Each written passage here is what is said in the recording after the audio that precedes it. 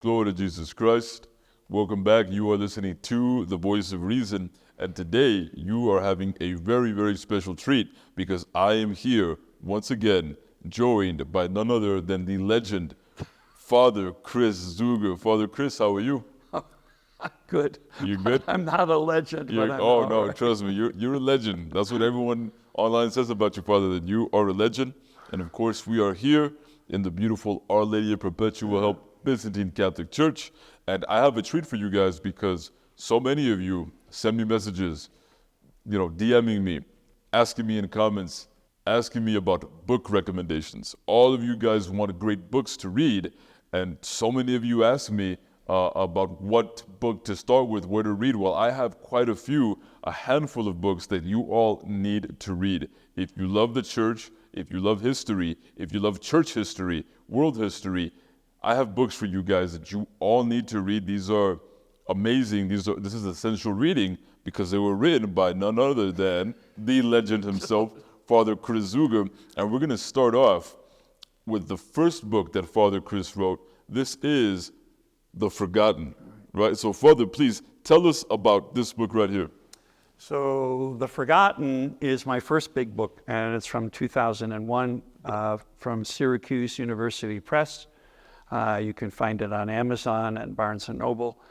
This deals with the history of Catholicism in the Soviet Union from Lenin through Stalin. I give the background of the Catholic Church in Imperial Russia, and then I go through what happened with the revolution, the two revolutions of 1917, and then the rapid clampdown on religion and how the communists came after the Catholics, Roman Catholic, Byzantine Catholic, and Armenian Catholics in the Soviet Union up through the early 1960s.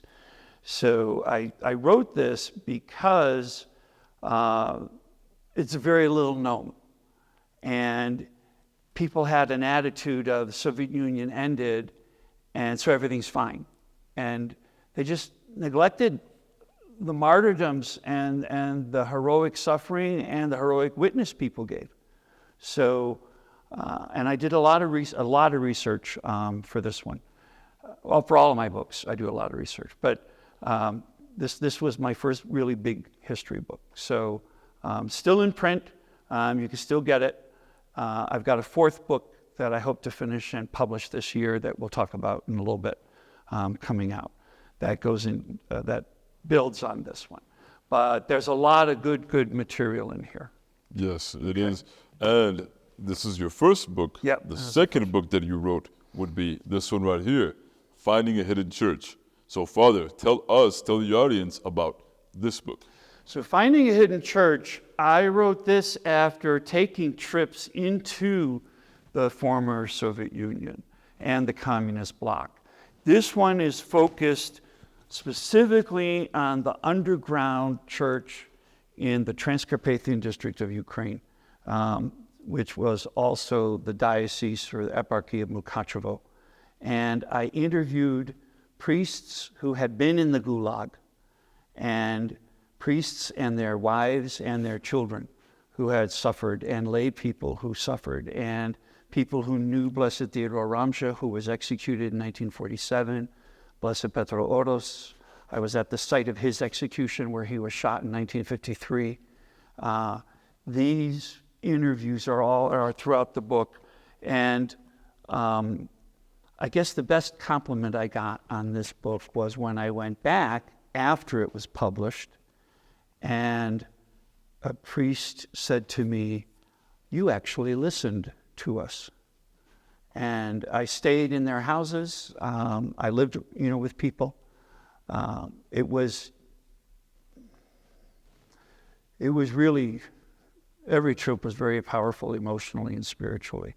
They were just so powerful. The witness these people gave to Christ and their fidelity to the Holy See, when they could have had fairly decent, quiet lives if they had just given up on the Catholic Church and joined Orthodoxy, because the Orthodox were at least tolerated by the Soviets. They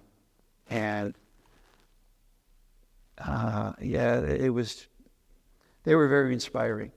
They were very, very inspiring. The very first couple I interviewed, he was in the Arctic camps. They were newlyweds.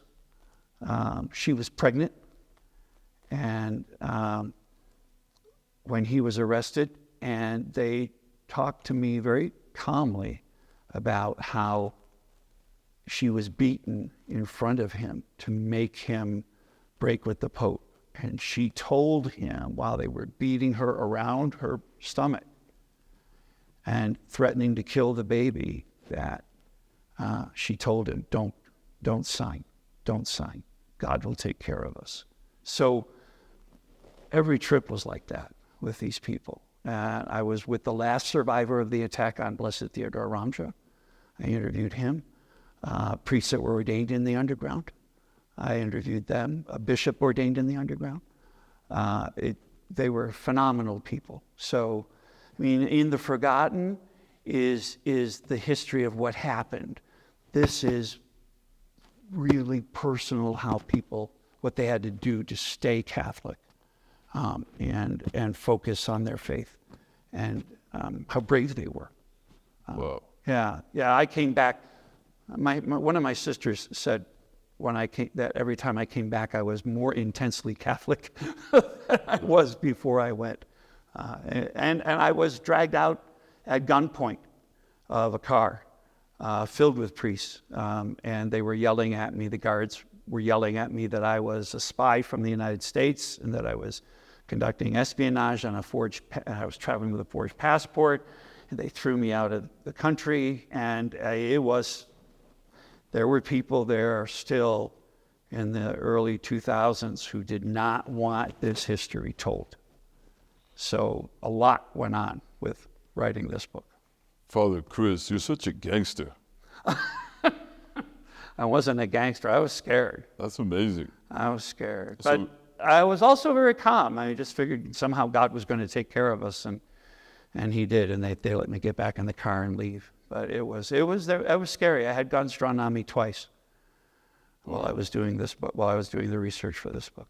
That's amazing. Yeah. So yeah. That's amazing. So I would say that both of these books, I'll hold up one and you hold up the other, Father, that you would say that this book would be the companion to the first one? Was it fair to call them like a companion book? Not really, because that one focuses only on one small territory. Although in the back of that book, I put a concluding chapter going over what happened to the Byzantine Catholics throughout the communist bloc. Because at the time I wasn't sure if I would be able to write a third book or not. Right. So no, they both stand on their own. They each stand on their own. Good. Yeah. Wow.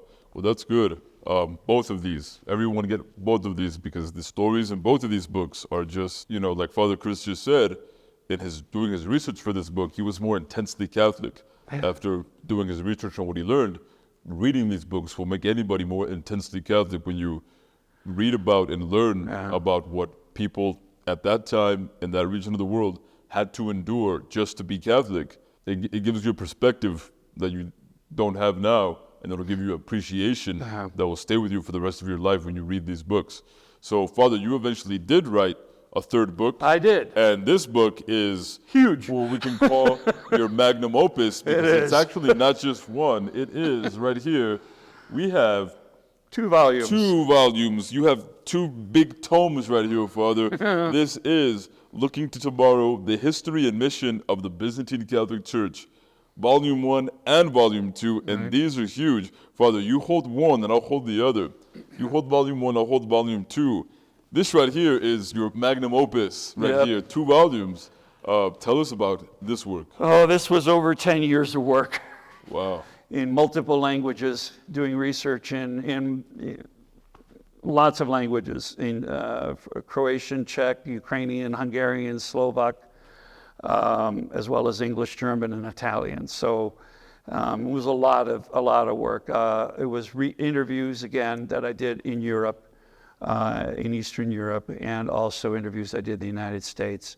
And it is what it says. It's the history of the Byzantine Ruthenian Church. So it's a history from St. Cyril and Methodius, going from Constantinople into the Slavic countries, and their disciples, how they went into the Carpathian Mountains and then into the Hungarian plain, and the building up of the church over the centuries as what was called a Greek Rite church in the Kingdom of Hungary, in what is now Hungary, Slovakia, and the Transcarpathian district of Ukraine. And also in the Czech Republic, where it expanded in the 1920s and 30s, in Croatia and Serbia, and Bosnia and Herzegovina, where the church moved, people moved down there in the 1700s and the 1800s and united with a local Greek Catholic church that had started there in 1611. And then the emigration to North America, to Canada and the United States, and all the challenges that they faced in creating parishes here, then creating an exarchate under Rome, the first bishop, what he went through, the splits that took place where people became Orthodox because of how poorly they were treated by Roman Catholic bishops, and the shortage of clergy, never enough priests, and really the heroic labors of the laity and what the laity did in order to have a Byzantine Catholic Church. And that's what we see in the western states and in the south of the United States today, where people get together. Even now, they find each other, get together, advertise on the internet, and they create new parishes, write to the bishop. We have a community, you send a priest. And there's like an outreach in Idaho, an outreach in Hawaii, an outreach outside of Anchorage, Alaska, outreaches in Florida and the Carolinas. And that's still happening, And then what happened under communism and fascism in Czechoslovakia, under communism in Czechoslovakia, Ukraine, Hungary, Yugoslavia, all kinds of stories that I've collected. And then after communism, building a living church, not a church of brick, but a living church. And the bravery of these bishops and the priests and the priests' wives and kids. And yeah, there's a lot. There's a lot. It is 800 pages, but it is large print, just so you know. People at the assembly back in November, when they saw this for the first time, there were a number of people who came up and said, "Oh, I'm so glad you used a large font." And it has professionally made maps because, folks are saying, well, where the heck is all this? Where did all this happen? So I've got maps in the back of Volume 1 of the places in Europe and in North America. The breakdown of the different eparchies. And this year, 1924, is the 100th anniversary of the first Byzantine Ruthenian bishop and the creation of the first eparchy, Bishop Basil Takacs, when he came over. And I have lots of pictures inside as well. So there is a lot of material. There's a lot of material. Well, that's good, Father, because all of my viewers, the ones that reach out to me asking me questions about Byzantine Catholicism, they want a lot of material. They'll be happy. They want to learn. They want to learn everything that there is to learn about the Byzantine Rite and the Byzantine Catholic Church and its history, and they got it all right here in just 2 volumes. They have it. Now, this work here, Father, just came out back in November, right? Right. So the Forgotten is 2001. That's from Syracuse University Press, or you can get it on Amazon and Barnes & Noble, like I said. Finding a Hidden Church, you can only get that at Eastern Christian Publications. Some of you may know Jack Fiegel, who runs Orientale Lumen. So Jack Fiegel, this is his company. And this is still in print as well. This is brand new, so you can get the Looking to Tomorrow is only available at Byzantine Seminary Press, and the links are going to be in the bio below. And also, you can order this online, and you can order Hidden Church online at Eastern Christian Publications. So all of these you can order on the internet. And if you're going to order, especially this brand new work of Father Chris's, make sure you do it quickly, because as soon as this was made available, it immediately sold out. It sold out at the assembly quickly, and then the second time, Yeah. when they put it online, it sold out again. Every time that these are released, when it was released for the first time at the Byzantine National Assembly back in November, it immediately sold out, I think on the first day or second day. Yeah, second day we And were gone. we were gone through all of it immediately, and then when it was made public online, it immediately sold out again. Right. So if you guys want these right here, which everyone needs, so you can just learn your history, you'll be an expert, nearly an expert in the history of the Byzantine Catholic Church. So Saint Cyril and Saint Methodius, what century was that? 9th In the 9th century, right? Okay. So from the 9th century to today. to today, spanning 2 continents, you know, a vast majority of Eastern Europe, Canada, United States, Yep. it's all in here. You don't need to go anywhere else. You have it all here. So make sure that you check out all of these books. Father, let me hold volume 1, and you hold up your 2 books for the last time, so everyone can get one last beautiful look at these gorgeous books. And we are going to put all of the information in the description below so that you guys know exactly where to go to get your books. If you love the church and if you love history, if you love world history, especially in the most eventful century in the history of the world, the 20th century, you got to check out all of these books right here because they are amazing, they are fantastic, and because they came from the legendary Father Chris Zuger. So get these while they're hot. Get them while you can, because these books, they go fast. God bless you guys.